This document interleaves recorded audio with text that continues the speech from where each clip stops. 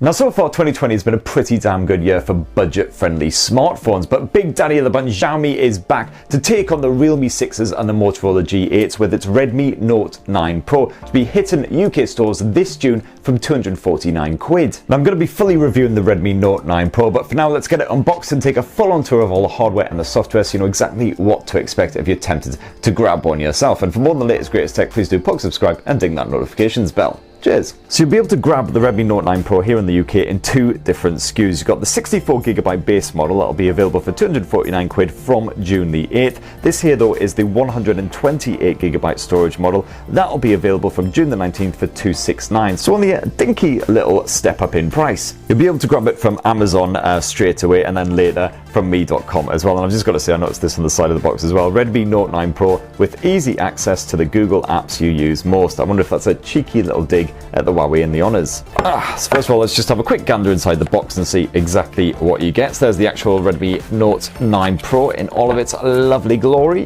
And it looks like, as usual, you get, yes indeed, a nifty little condom case in order to keep your lovely Note-9 Pro protected from all of the elements. And look at that, it's a sexy tinted affair as well, very snazzy. Bit of porky pin action, natch. And then underneath this little flappy bit, just your Type-C USB cable, and I've got a 2-pin European adapter because it's a European review sample, but if you buy it here in the UK, you should get your 3-pin plug. And that was nice and easy, so now let's actually check out the phone itself, and there's just a few little spoilers there, some of the awesome specs and features packed inside this budget handset. And there you have it, the delightfully shiny Redmi Note-9 Pro. Now, it's actually constructed from Gorilla Glass 5 back as well as front, so hopefully it should prove nice and rugged, won't get scratched up even if you don't slap on the old condom case. It's a reflective mirror-like finish, but it's actually a distorted reflection as well in this funky sort of surreal manner. It's almost like staring at yourself in a mirror through a haze of smoke. I kind of feel like I'm watching a Cheech and Chong film or something. Now here in the UK, you'll be able to grab the base 64GB model of the Redmi Note-9 Pro in 3 different colours. You've got Glacier White, the slightly more vibrant tropical green,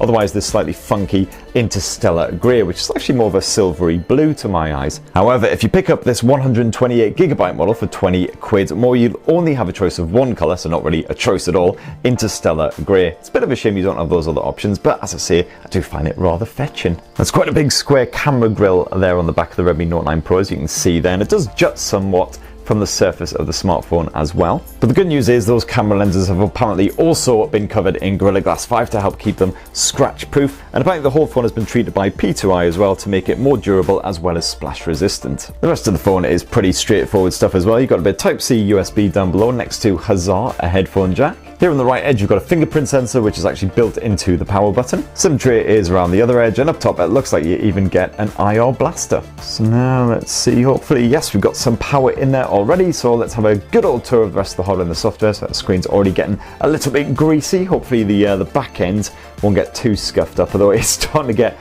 a little bit marked right there. Yeah, sorry, that's my sweaty palms. And so there we are, the Redmi Note-9 Pro is all set up, and we are into MIUI 11, Xiaomi's launch, which sits nicely on top of Android 10. Now, MIUI is definitely one of those Android launches that has its quirks, shall we say, little things like ads popping up when you're trying to install an app, stuff like that, but it's becoming increasingly less intrusive. You've got the likes of the Google Discover feed now, and with MIUI 12, it also introduces an apps tray as well, which unfortunately you don't get right here now in MIUI 11. And apparently the Redmi Note-9 Pro will be getting MIUI 12 around summertime, although we don't have a precise kind of rollout schedule for it just yet. If we dive on into the MIUI settings menu, one of the better aspects of this launcher is the excellent customization that's on offer. You can tinker and tweak with all kinds of different stuff. You can get rid of the likes of the Google Discover, you can play around with gesture navigation, got all kinds of different themes that you can install, including of course the obligatory freakishly cute cat one. Because the settings menu is a little bit messy, a little bit clunky in places, so some of those settings are buried away, like the likes of the one-handed mode, for instance, some of the storage stuff. Now if you jump on into the special features section, you've got the game turbo on there, which offers all kinds of great gaming features, a bit of performance boost options, stuff like that. And the Redmi Note-9 Pro also sports a good bit of dual band Wi-Fi support, and you've got NFC for your contactless payments too. Now I've just got to tidy things up a little bit because things do look rather messy in the current form. As you can see, just icons everywhere. Going to try and tidy it up with some folder action. Situation is definitely not helped by the fact that you get a lot of pre-installed apps on here, including 3